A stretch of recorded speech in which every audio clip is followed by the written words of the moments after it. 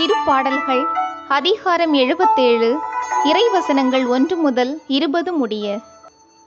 துன்ப நாளில் ஆறுதல். கடவுளை நோக்கி உரத்த குரலில் மன்றாடுகின்றேன். கடவுள் எனக்கு செவிசாய்த்தருள வேண்டுமென்று அவரை நோக்கி மன்றாடுகின்றேன். என் துன்ப நாளில் என் தலைவரை நாடினேன்.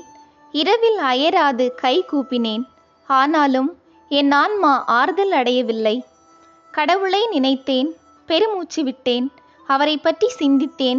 என் மனம் சோர்வுற்றது. என் கண் இமைகள் மூடாதபடி செய்துவிட்டீர். நான் கலக்கமுற்றிருக்கிறேன். என்னால் பேச இயலவில்லை. கடந்த நாட்களை நினைத்து பார்க்கின்றேன்.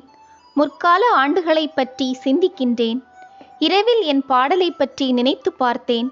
என் இதயத்தில் சிந்தித்தேன். என் மனம் ஆய்வு செய்தது. என் தலைவர் என்றென்றும் கைவிட்டு விடுவாரோ? இனி ஒருபோதும் ஆதரவளிக்க மாட்டாரோ? அவரது பேரன்பு முற்றிலும் மறைந்து விடுமோ? அவரது வாக்குறுதி தலைமுறை தோறும் அற்றுப்போய்விடுமோ? கடவுள் இரக்கங்காட்ட மறந்துவிட்டாரோ? அல்லது சினம் கொண்டு தமது இரக்கத்தை நிறுத்திவிட்டாரோ? அப்பொழுது நான், உன்னதரின் வழக்கை மாறுபட்டு செயலாற்றுவது என்னை வருத்துகின்றது என்றேன். ஆண்டவரே, உம் செயல்களை என் நினைவுக்கு கொண்டு வருவேன். முற்காலத்தில் நீர் செய்த வியத்தகு செயல்களை நினைத்து பார்ப்பேன். உம் செயல்கள் அனைத்தையும் பற்றி தியானிப்பேன்.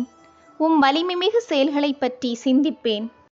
கடவுளே, உமது வழி தூய்மையானது. மாபெரும் நம் கடவுளுக்கு நிகரான இறைவன் யார்? அரியன செய்யும் இறைவன் நீர் ஒருவரே. மக்களினங்களிடையே உமது ஆற்றலை விளங்கச் செய்தவரும் நீரே.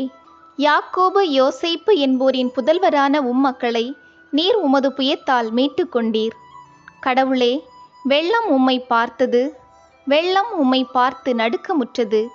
ஆழ்கடல்களும் கலக்கமுற்றன. கார்முகில்கள் மழை பொழிந்தன. மேகங்கள் இடி முழங்கின. உம் அம்புகள் எத்திக்கும் பறந்தன.